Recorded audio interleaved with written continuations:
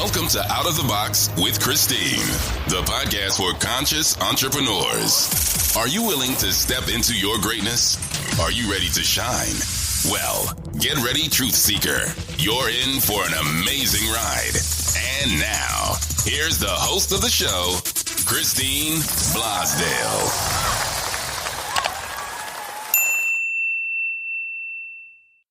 Welcome back, everyone, to Out of the Box with Christine. Of course, I'm your host, Christine Blosdale. And today, get ready, buckle up your seatbelts. We are going to be having an amazing conversation with someone who I just recently, our paths have crossed. And I'm so happy that I have met her, because she is what I like to call one of my people, like my tribe. CHRIS Lyon, who is a certified personal and executive coach. She is a board certified hypnotist, master NLP practitioner, relationship author and educator, as well as a Reiki Master, and is certified in applied neuroscience and brain health. She has been in practice for over 20 years. And I love her specialty because it's something that I resonate with. And I know you, my beautiful listeners, will resonate with as well, because I've heard from you.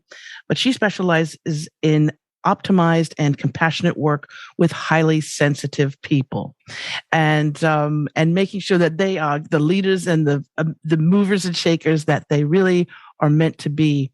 And so I want to welcome you, CHRIS Lyon, to Out of the Box with Christine. Welcome, my dear. Thank you so much. It's wonderful to be here. I am so happy because we get to talk, and you get to share your expertise and wisdom that you have learned over the many years with a group of people that for so long, I'll say we, because I've been classified as a highly sensitive person, but we've kind of been maligned through the centuries, haven't we? Very much so. Definitely that, and at best, misunderstood. Yes. So highly sensitive. So first of all, how did you get into the work that you've been carrying? I mean, looking at your resume here, hypnotherapy, NLP practitioner, Reiki Master. So you're obviously someone whose desires to help people are very high on your list. How did you get started doing all of this wonderful work? Well, it's actually before I started doing my more holistic work and learning all of these modalities. It happened in the 90s. I know I'm dating myself, but I do a lot of research, do a lot of reading, and was actually getting training to go into some of these fields. And I hadn't done the work yet on it, but I found out about this book, The Highly Sensitive Person by Dr. Elaine Aron. And I was captivated. And I read this book, and since then I've had clients read it. And what I keep hearing is that clients say, I feel like I've come home. Like this is me. And so I resonated with this, and I was so grateful for this research and really finding out more about who I am, that I got very passionate about that. And I just started working with people that were highly sensitive. And when you're doing that really strong, dedicated work on something and it's a passion, you're going to attract the energies for it. So I had a lot of clients attracted to me, to my practice, who were highly sensitive people who may not have known it. And it's just glorious work to me, because it was a lot of healing for me personally. Yeah. And what would you say, who is a highly sensitive person? Because people who are listening right now may be confused with that, or they may think that they are. But what would you say some of the characteristics of a highly sensitive person? What would that be? Sure. One thing that I've told people is, if you think you're highly sensitive, you probably are. And you can probably resonate with that feeling. I could too. But really, they were saying it's up to 20% of us, like 1 out of every 5. But more research has shown that it could be up to 30% of us. And then there are people who are sensitive after that. But the highly sensitive people have just a difference in their central nervous system. It's not a disorder. And so some of their differences about them could be that they sense nuances in people, within the energies in the room. They sense subtle changes and different subtleties. They are very, very sensitively attached to the arts, music and art and creating. A lot of them are highly intuitive people. They call themselves empaths, but they're highly intuitive, where people find that maybe they feel like they're reading their minds.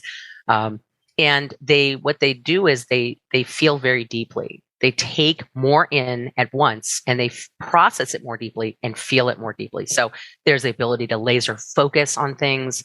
There are just so many things, but most of us have a rich kind of inner world as well. We're very internally focused. So I think if anyone resonates with that, they may want to consider whether they're a highly sensitive person.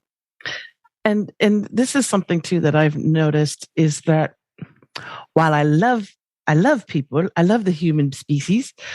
I can handle like groups, or like if we go out with friends, I can handle it for a little while. And then what happens is that if people are talking a lot, especially if they're talking a lot to me, I start to sort of drop off. I get sleepy, or I just go, you know what? I don't know what it is, but I can't do very much. Now, I can, in a crowd, like if we're, going, I don't know, going to the theater, or going to, a club or something like that. I can come in, I can do my thing. I get a little jolt. Oh, this is fun. And then I'm like, when I'm done, I'm done. I'm done because yes, you hit your limit. Because you feel all the energy in the room as well. Yes. Is this something that you've noticed with highly sensitive people? Like they can only handle just so much with other people? Yes, a lot of them do love people like we do. And they love people, but they get what it is. It's too much overwhelm. It's too much overstimulation. It's too much overwhelm. There's an example where you walk into the room of an event, and which do you notice more? The setting the centerpiece on the table, or that these two people are mad at each other. And so you're taking in a lot of that energy and a lot of the emotion, and you're taking it in all at once. So there's an analogy that I use where it's like maybe a small PVC pipe that someone would be taking in information in, a non-highly sensitive person. And then there's a giant lampshade type pipe, of taking in information for HSPs. That would overwhelm and tire out anyone. So we are very susceptible to being overwhelmed and needing more downtime. We can love people, but we have to know our limits, and that's okay, because we're taking in more than the average person is. And I think that's important to know as well, with your profession, with your career, is that because we work differently. Like some people can really power in 9 to 5, be in an office setting with, a lot of other people. I know myself, I work concentrate. Do you remember, I don't know if you remember these days. I remember because I used to eat those, the frozen orange juice cans, the concentrated orange juice. They're heinous, right? But as a kid, I just would love to just eat the concentrate. But what I say is that I'm concentrated, so I can work for a few hours, or an hour or 2 hours, and it's intense, it's condensed, so I can get a lot in there. A lot. That's with coaching. In an hour session, we do a lot, we cover a lot. But I also know that I need to unplug, or step back, and that means stepping back and switching my focus completely. And it might be just to take a nap for half an hour, or to listen to some beautiful meditational music, and then I'm fired up to go back in again. Is this how it's something that you relate to as well? Well, first of all, Christine, that's super healthy of you to be doing. It's knowing when you need a recharge, and I'm so happy to hear that you're doing that. A lot of HSPs don't do that, and they burn themselves out, and they get serious health issues that happen from it. So as far as the concentrated part, yes, I'm the same way. When you are recharged, you go in and you tend to hit things with a really concentrated focus and energy. I know myself, I'm very self-driven. And so when I'm very passionate about my work. So when I'm working on it and I'm recharged, I go in and I get an awful lot done in a certain amount of time. And then when I'm done, I'm done. I need to go and recharge and be stupid, or hang out, or swim, or sleep, or do whatever to recharge. It's not a luxury. It's important that we make that a priority. There is a difference in how we manage our lives from people who are not highly sensitive people. And, whoever's listening to this is either a highly sensitive person or loves someone who is. There's many of us out there. The world needs us. But the managing life is very different. And a lot of us don't know that because we don't know we're highly sensitive. This is key. This is key. Hold that thought right there, because I want to just remind the audience who I'm speaking with. First of all, you're listening to Out of the Box with Christine. I am Christine Blosdale, your hostess with the mostest. And my guest today is, of course, CHRIS Lyon, who's a certified personal and executive coach. She's really an intuitive coach of epic proportions. She's been in practice for over 20 years. And we're talking today, of course, about highly sensitive people.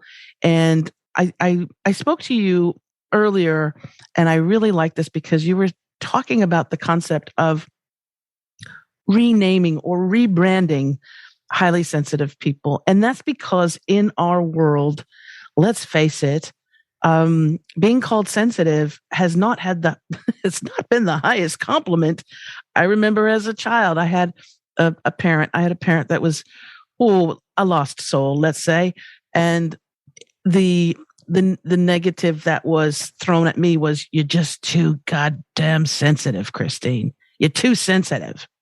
And so let's talk about the words that we use and also labeling of sensitive, because in a different planet, sensitive is really good. Yes. But talk about that. Just talk about that, just the naming convention of that. Well, it's unfortunate that the word sensitive has any negative connotation, but it does. You're exactly right. And your experience that you talk about is unfortunate as well, but it's very, very common for many highly sensitive people. You're definitely not alone. There's many people who've had that experience. And what I've seen from that, what I have learned from that is it's either one of two things. It's either somebody who is highly sensitive, who's saying that to their young one, it's a caregiver.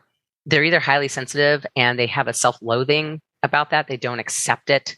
They think it's a bad thing.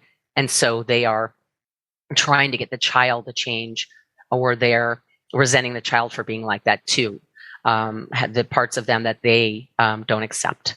Okay. So it's either that, or a lot of times it's caregivers who just don't understand, and they're frustrated by it. And they're maybe a little ashamed that they don't know how to meet their child on that level. So it's really not about the highly sensitive person, but people carry that all their lives about, I'm too sensitive, or I'm too weak, or I'm too lazy, or I'm too this, too that. All those are false narratives that we take on very easily because we're so internally focused. Some people would call it self-centered, but we're not selfish as much, but we very much make a lot of things about us. So when we get labeled by an adult who doesn't know any better, unfortunately, we're going to think it's about us and not them.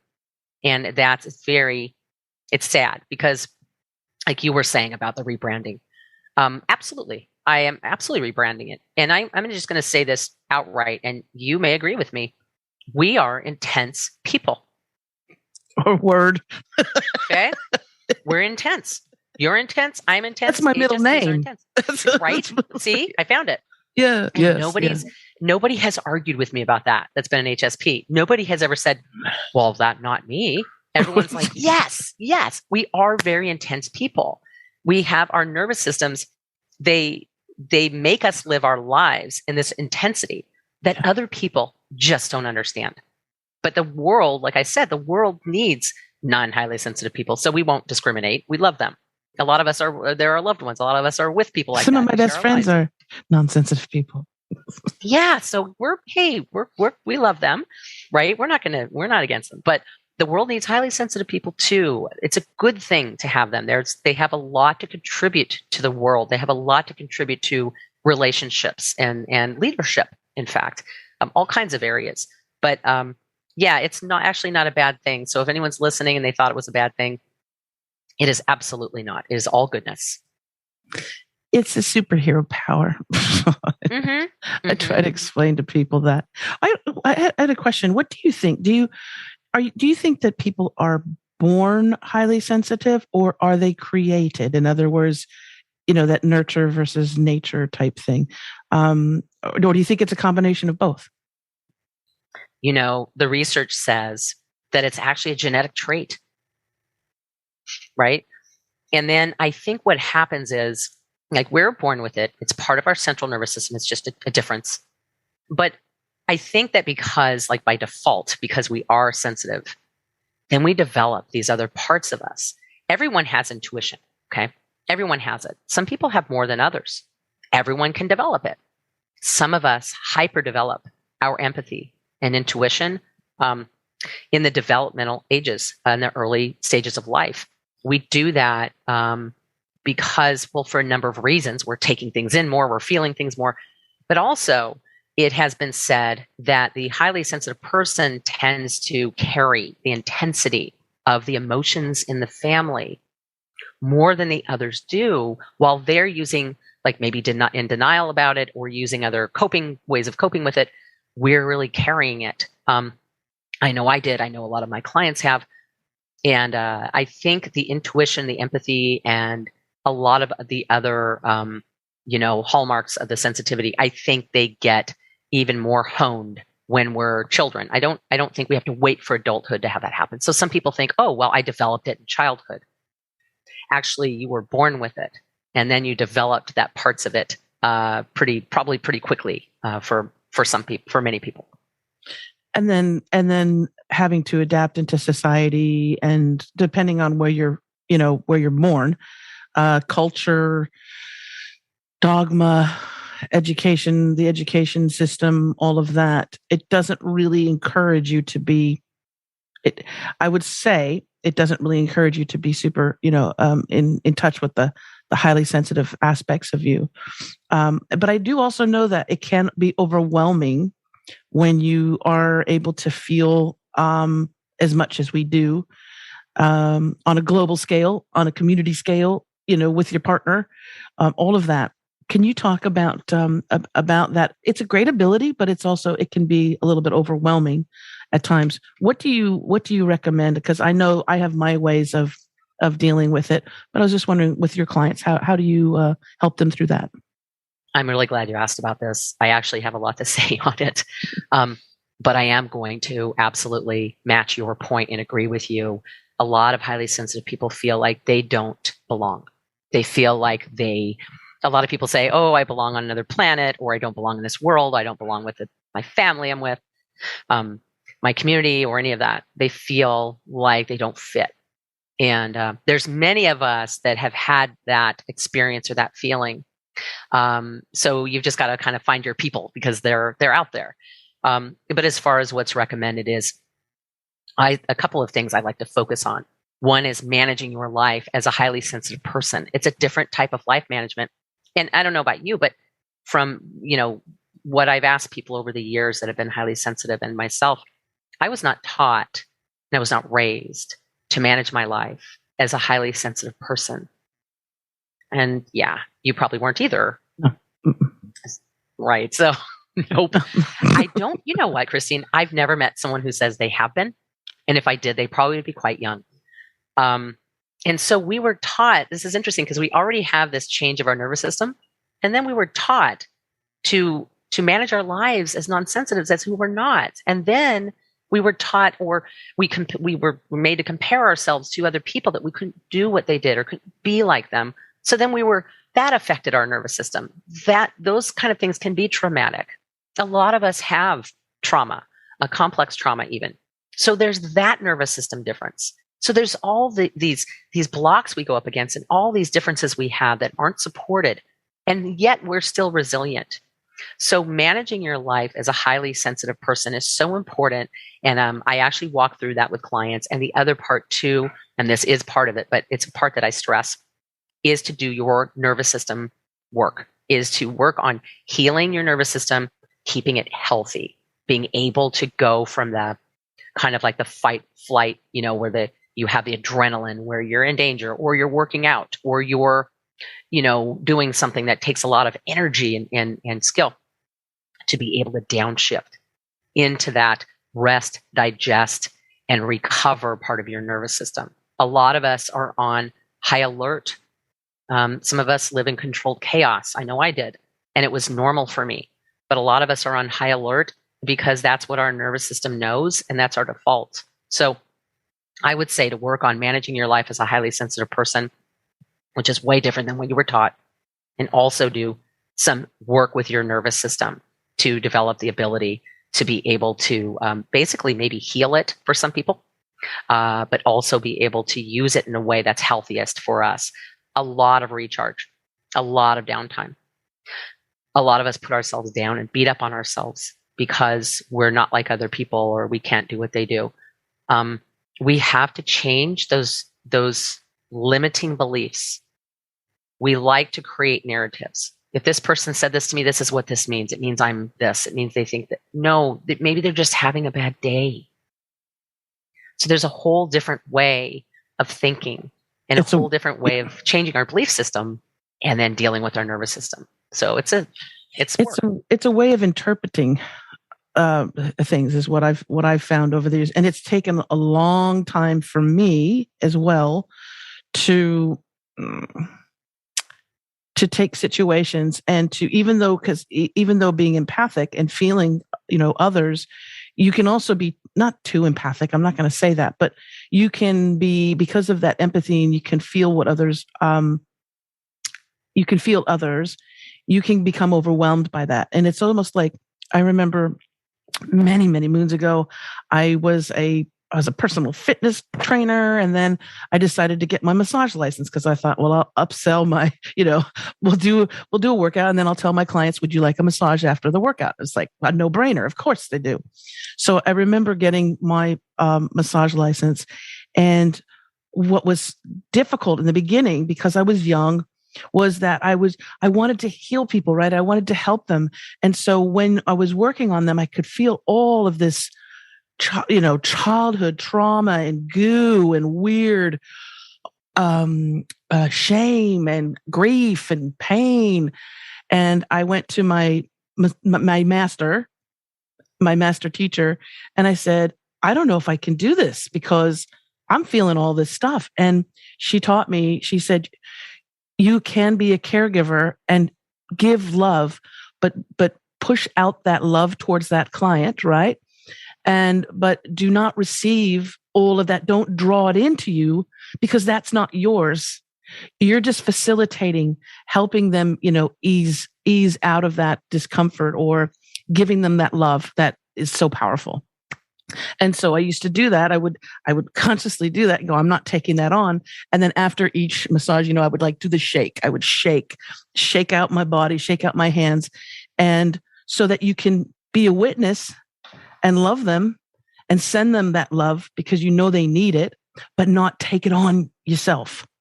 And that is key because we have a lot of highly sensitive people who are trying to fix everyone and taking on that energy. And they don't understand when they wake up and they feel really crappy. Yes, right? Or get very ill from it as well. Yes. I'm glad you figured out how to do your own energy work. That's very powerful. I actually do teach energy work to my clients to help them to do clearing, grounding. I think everybody needs to do some grounding work here and there, and shielding. Because a lot of highly sensitive people don't realize that we have a choice about the energy that we take in. We have a choice.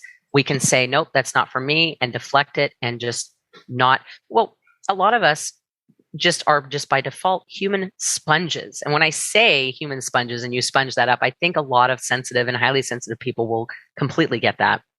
We have a choice not to do that. And I don't think a lot of us realize how unhealthy it is for our mind, body, and spirit to be sponging up other people's stuff. The other thing is that if you're raised in a codependent way, an enabling way, or even a dysfunctional situation, you can tend to take on things that are others and be the fixer.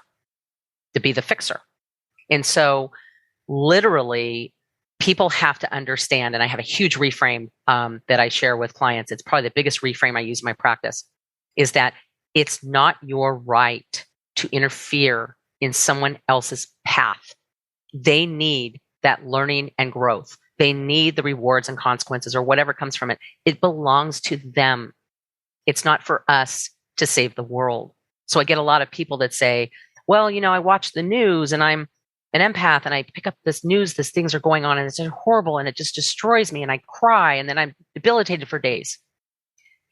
And I tell them, I get it. It's brutal because you feel it. You don't just watch it. A lot of people really feel this stuff, and some people even kind of feel it when it's happening. I get it. But the thing is that it's your choice whether you're going to sit there and sponge it up. Now, if you can do something about it, that's okay for you. That would be healthy for you to do something about it. Great. Other than that, don't sit with it because you're making it worse for you and others. You're not helping the world by taking all that in. And you have to realize that, I mean, I know because I've been in journalism, you've been in journalism as well. And there's a saying, if it bleeds, it leads. And so what we're being fed, through media and especially, news it's not all the great news. It's not all the beautiful things that are happening. It's the tragic. It's the sad. It's the things that are going to get people go, oh my goodness, and stay glued to their television. I don't watch television. I don't, there's a reason why they call it programming. And I really do believe that, I've experienced too many things where I've been watching television, and a real quick image will come and it's like, wait, that I saw that and it has nothing to do with the commercial or the TV show. And I just said, you know what? No, because we know the subconscious. And so I really stay away from that. Another thing that I stay away from, and I know you've spoken about this as well, whereas someone else can watch a horror film or a slashem film, whatever they want to call those things, very violent movie, they can watch it and they're fine. Ever since I was a child, I just cannot. I will not watch something that is showing pain being put onto another person. And I know that it's Hollywood and I know that it's not real, but I don't need that in my cell memory at all. You want to talk about that? Because I know with a lot of highly sensitives as well, we can't submit ourselves to that kind of content. A lot of people cannot. If there are highly sensitive people, and there are many who are environmentally sensitive, physically sensitive, and they get affected by, allergies or illnesses or, horrible nervous system upset or mental issues from just sounds, from scents, from odors. For a lot of us, watching that kind of thing changes our energy way too much, where it can trigger, it can traumatize, and it really is not healthy for those of us that have that feeling of discomfort. It's not healthy. Not at all. So yeah, that's the thing is you've got to figure out, what is good for you, what's nurturing for you, and what's not good for you. And that's including your energy. And we're all energetic beings and we have the choice about what we're going to do with that. And it is an energy. It's an energy, imprint. You choose what you listen to, what you drink, what you watch are all inputs. And this is something that I want to say to parents that are out there. I know that we're in a different world, especially than when I was really young, but to be aware of what your child is consuming. And that means on those little devices, I still think cell phones and access to social media and the internet at a young age is just not smart. You're stealing a lot from that child because they're developing their sensory, especially if they're a highly sensitive child. Oh my gosh. But I remember, I was just talking to my family about this. I think I was about 11 years old. And back in the day, HBO, if you were a household and you had HBO, you were like, oh my gosh, everybody, it was like having a pool, right? Everybody wanted to go to your house. So my cousins had HBO and I was 11 and I used to hang out with my cousins a lot. We were close in age and everything, but I was the youngest. So they're all sitting in the living room and they're all watching the HBO, right? And I come in and I'm like, hey, what are you guys doing? What's going on? And like, there's a movie going on. Okay. Oh, so I sat there, and it was one of the worst scenes. It was Clockwork Orange. Clockwork Orange. Oh boy. And and I was 11, and it was the scene that no 11-year-old should see anyway, especially a sensitive Christine. And I remember that after I saw that, I almost wanted to divorce myself from humans, if that makes sense. Like, I was like, if people are capable of that, and I didn't have the ability really to say that this was done on a movie set and was scripted, and there's gaffers and lighting people, and no, because I absorbed that, and I was absolutely terrified of British people for the longest time. Oh no. Oh yeah, no. If somebody had an accent, I was just so scared of them.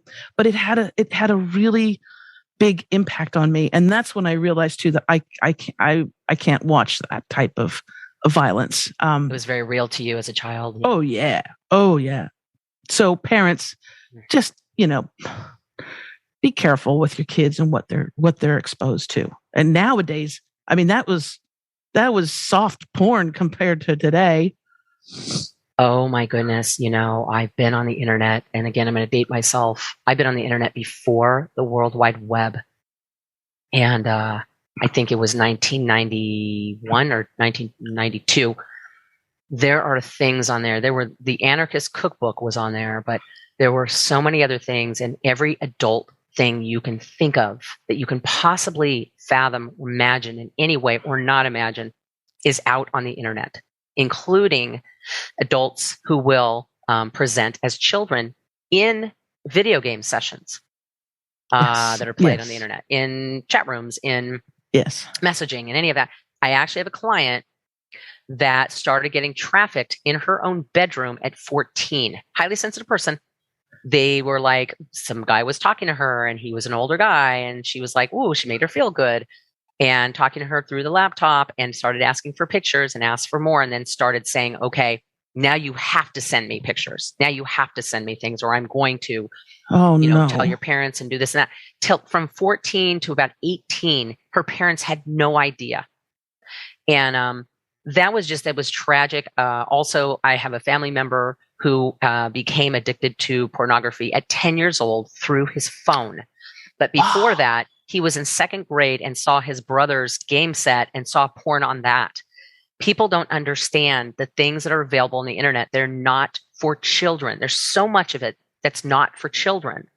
And they hand their kids, a smartphone, and they hand the entire internet to that child. And when we're children, we don't know how to process things that you saw, like Clockwork Orange. We don't know how to process a lot of things that we saw. I used to read. My mother had like a magazine called Forum and Penthouse Forum. And it was all stories, and it was just a bunch of stories of everything you could think of sexually. And right. I started reading that at 8 or 9. She had no idea. And then at 14, started talking with my friends to men on the phone. And my parents didn't know. It was fun. It was for fun. I'm a highly sensitive person. It was really, really probably not a good idea to have me having those things happen when I'm a child, where I can't process them properly. And also, children can be put in danger. So I agree with you about the internet. I'm glad we spoke of that. I'm glad you brought that up, because I think parents need to think twice about that. You should really be monitoring your child with the internet and giving them a phone that doesn't have access to all the internet if you can, especially with highly sensitive people. And do they really need a phone when they're 8 years old? I mean, I did all right. Come on now. We did it. Right? And actually, you know what? We had the ability. I think we were the last generation. I don't want to sound, I'm sorry. I feel like I'm starting to sound like my grandmother. Like, I got to walk, no. We really were kind of the last generation where we actually got to use this thing called our imagination, and we got to be creative. I mean, I grew up relatively poor. I didn't know it. I didn't know it really. But I was. My mom made sure that I never knew I was poor, but I was. And so I didn't have a lot of gadgets. I didn't have a lot of expensive technology, and we didn't have it anyway. I mean, the biggest thing we had when we were kids was that Pong game. And that was like, you could just set the paddles and the little thing goes back and forth on a screen. Yes. But that was like, oh my gosh, I felt like, so special for having that. But we used our imagination to create, scenarios and situations, and we played. Yes. And what I find is that through the art of playing is how you gain social interaction, how you see how your neighbor, they don't play fairly, or, or you got to watch this one a little bit, or, oh my gosh, we have so much fun. We can laugh and be safe with each other.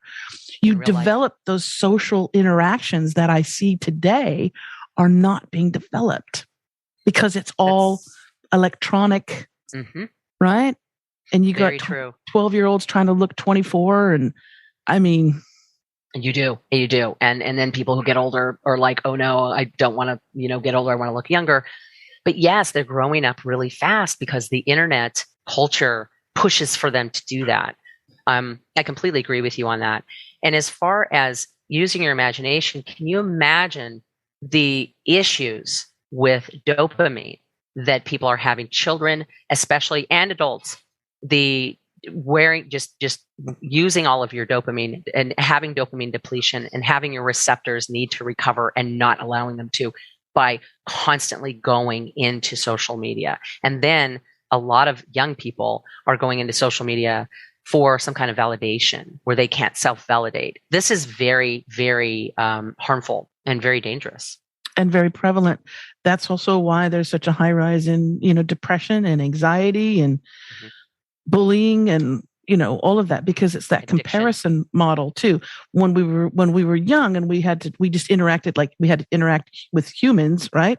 We can compare ourselves really just to the people that were in our small group, right? Not people that were thousands of miles away or thousands of people at the same time, thousands of kids at the same time.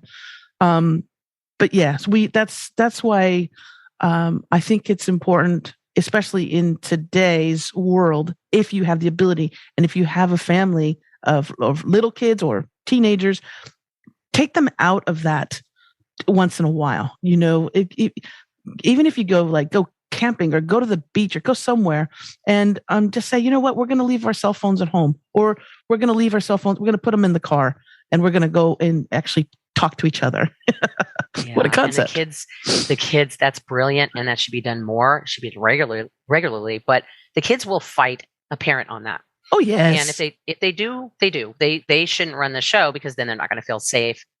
But especially, I mean, just how the internet affects people's lives. I mean, it's good. It's good to use the internet for a good offline life, right? But to have it be just a prevalent thing in your life is not being able to be IRL in real life. If you're not living in real life, you're missing a lot, and you're not having that sense of personal connection one-on-one. It's all kind of turning into more fantasy for a lot of people.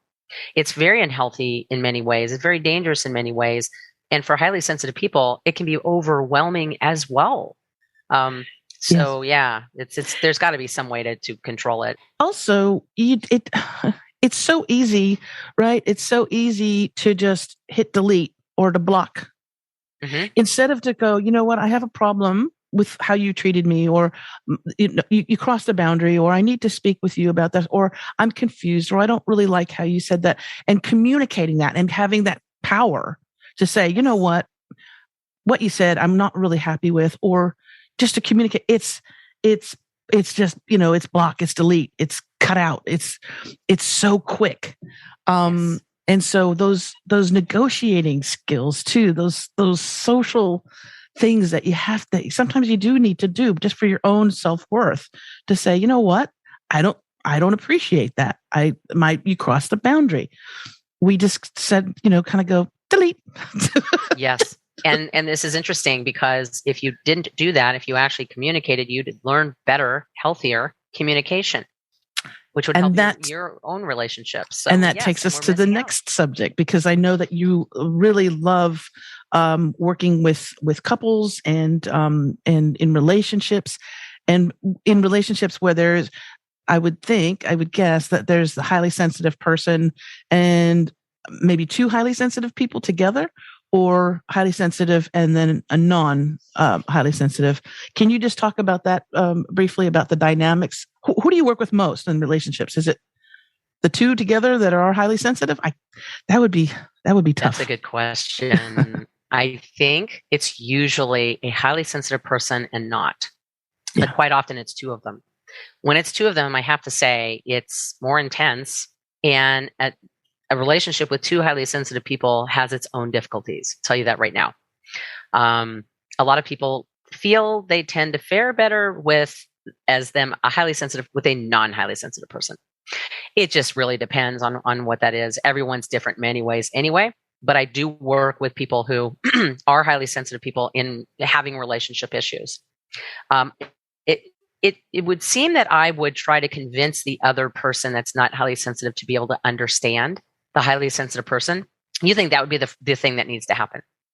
It may be one of the components. It may be one. But then again, the highly sensitive person needs to understand the person who's not highly sensitive just as much. So it's very important that they're understanding each other. But yeah, it's tough to do either one, or it can be glorious to do either one. I've heard couples that are highly sensitive, like, yeah, we have our challenges, but it's great. And then other people are like, well, I'm glad I don't have a highly sensitive partner because wouldn't work. Or, I wish I had more of a sensitive partner. So it runs the whole spectrum. Yeah, it does. I can imagine that. And one thing that, because we had talked about this previously too, is that when someone, and this, it doesn't matter if they're highly sensitive or not, but a lot of adults are walking around on this planet who have been traumatized in childhood, either through a parent or a family. The family dynamic of an abusive family dynamic, either physical, emotional abuse or sexual abuse. And especially with being a highly sensitive person, we know that when something happens like that, especially at a young age, there's a couple different things that can happen, right? That person can go on to repeat that behavior with others, or in my case, and then I know in a lot of highly sensitive people, is that when they witness or they experience something that is traumatic, I made an oath to myself at like 4 or 5 that I would never put someone through that same feeling, especially a child. But can you talk about that and how, especially highly sensitive people? I know I want to give out your information, but if someone is a highly sensitive person and they have gone through that early childhood trauma, what are just some things that you can tell them right now about what they've experienced a little bit, but also some coping mechanisms that they can, before they contact you, before we give out your information, of course. Yes. A lot of people don't know that they're traumatized. They don't know that they have what's called complex post-traumatic stress disorder. It's CPTSD. It's not even in the DSM yet. The term, I believe, started being talked about in 2013. So this is something that's been happening to people over the ages, but we're just coming up with a term for it within the last few years, unfortunately. But PTSD is more of you have one or two things happen to you that are really affect your life, affect your nervous system in a way that's difficult to deal with, and you work on the recovery from that. CPTSD is having been traumatized. Doesn't matter what happened. It just depends how your nervous system and how it affected your nervous system and your mind. They can have something like that happen over and over. Developmentally, in childhood, like you said, and in relationships after, as adults, or both.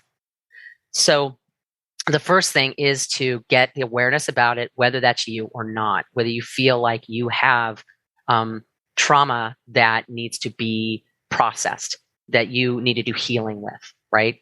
Healing is not linear. Healing is a process. I think if people who have complex trauma are healing throughout their entire life, the way that we know it now. But I would say to definitely work on the nervous system, to do what's called vagal toning. There is a vagus nerve, VAGUS, that runs through most of our body, from our stem down into our throat, down into through the area of the heart, down into the area of the digestive system. And so it does a lot of regulating. And that's the part that helps to calm us down, helps us to digest, helps us to heal, recover, think clearly, where you're not just in fight or flight. To do some work with vagal toning in the moment.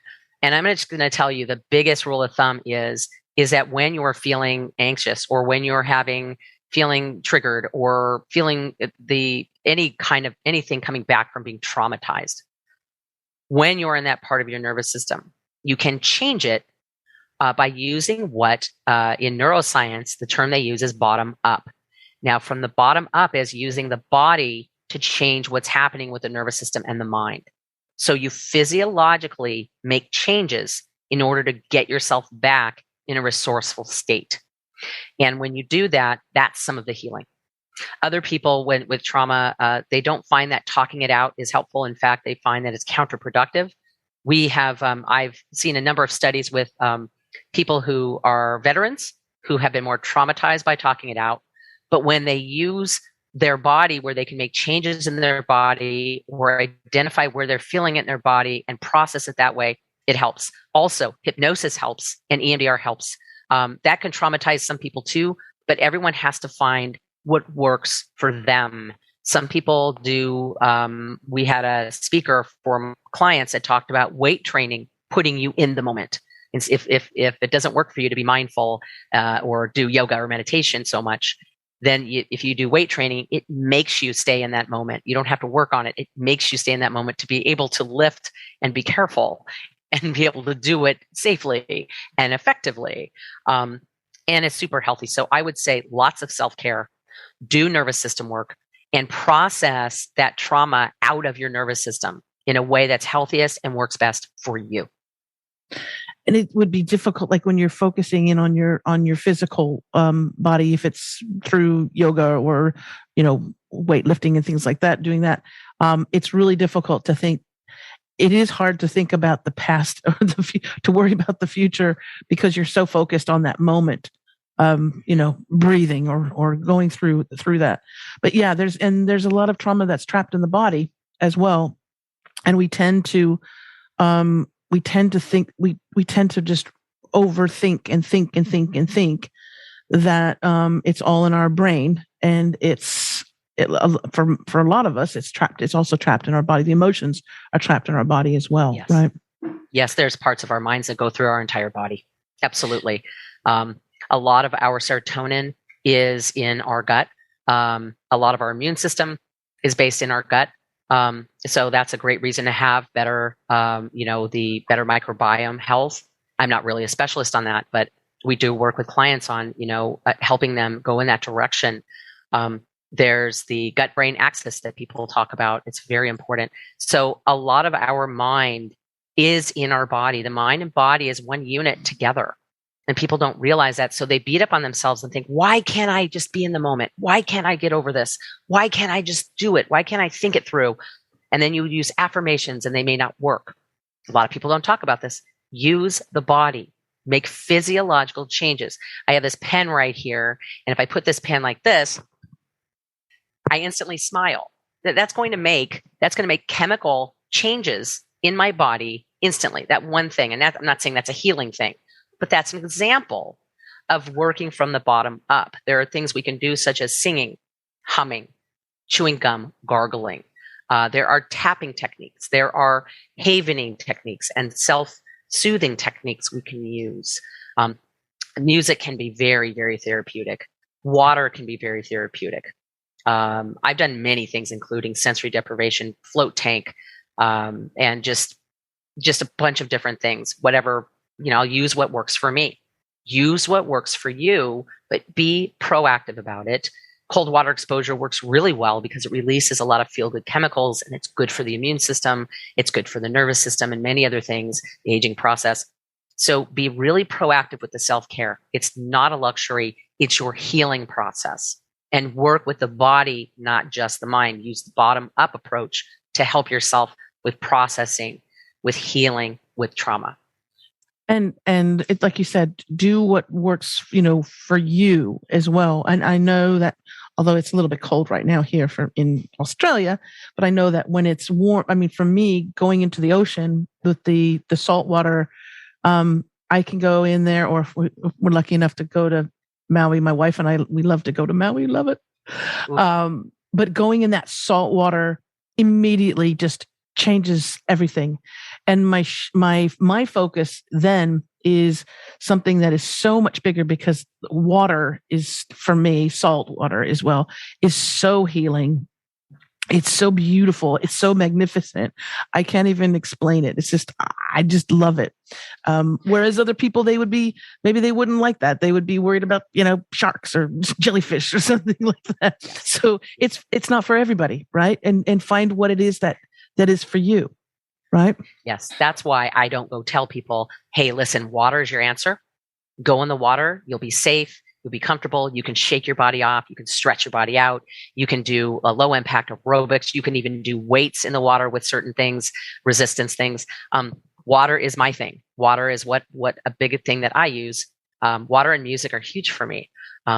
But I'm not going to recommend that to everyone, because some people say music makes me nervous, or I'm afraid of the water. I'm uncomfortable in it. It doesn't relax me. That's why there's never one way. That's one reason I learned the different modalities I learned, because there's not always just one way for everyone. Find your way. Don't say, oh, that works for everyone else, so that makes me feel like crap. That would be the hallmark of an HSP. Don't even bother with that. Find what works for you. And what soothes you, what feeds you, what calms you, what heals you. But do it proactively. Make sure that you do it, right? Yes, make sure you do it. Don't just read about it. Don't just watch videos about it. Actually do it. Absolutely. Absolutely. I have had such a wonderful time with you, Chris, and I'm so glad that we're in each other's lives, and that we're able to get this beautiful program out to so many people today. I'm just absolutely very, very grateful to you and your time. Now, if people, and I know they're going to want to know more about you, how do they find out more about CHRIS Lyon? Oh, well, I have a link that really has all my socials. And so that has some content that people can take a look at. I have actually a Facebook group for highly sensitive people, but it's for empowered, highly sensitive people working on their healing and empowerment. And people are welcome to join that. I have some other ways, some other resources that people can see and check out. But I have a special program called Breakthrough Transformation Program right now. And it's really huge because it helps people make breakthroughs and have their transformations that they choose to have. And it's really exciting. We have a ton of people having results from it that are just, their lives are changed with relationships, jobs, health, so many things, state of mind, just quality of life. It's amazing what they've done with it. And if someone is ready to do the work and be proactive, they can get a consult with me. So I have a link that includes that and my other resources and all my links, including what I also would like you guys to try out is an audio you can get from going to my website. It's a free audio you can download. And in 3 minutes, it will help you be calm and relaxed and tap in to your wise self to kind of tap into that and have that resourceful thinking and maybe get a message, get some insights for you in that calm moment. So there's a bunch of stuff in that one link that's all combined. Well, we'll make sure we have all the links to your resources. We'll have them in the show notes. And just for those who are listening on this as a podcast, as a program, you can go to get ready. It's called CoachLyon.com. And it's not like the RAR lion. It's with a Y. I'm going to spell that out for you. It's CoachLyon.com. That's CoachLyon.com. And she was talking also about her link tree, which has all these different links to the content that she was mentioning. That's just go into Linktree, and it's CHRIS M. Lyon. We'll have the link in the show notes as well for that. So if you didn't write it all down, it's okay. Thank you so much again, Chris. And great name, by the way, Chris. Yeah, right. Right. And I didn't have any problem remembering your name. I know. We didn't. I don't think we had a problem with that. It's just been a wonderful pleasure. You're just an amazing person. You're wonderful. And I just hope lots and lots of people listen to your podcast from now on, because you've got a lot of good things going on. Thank you. Oh, thank you, Donna. Thank you so much. Well, the idea is to make sure everybody is functioning as well as they can, and they're happy, because that's contagious, right? Because what you do with yourself, you affect others in your life, your family, your relationships, and the world in general. So thank you again, CHRIS Lyon, so much for being on Out of the Box with Christine. And thank you, wonderful listeners and viewers. If you are watching this on YouTube, you can subscribe to the show right there. There's a little subscribe button. There's a bell. Click it. And if you want more information about this podcast, go to outoftheboxwithchristine.com. If you want more information about me, you can go to christineblasdale.com. All those links are also in the show notes. And I just want to say, remember to always think outside that damn box. Bye for now.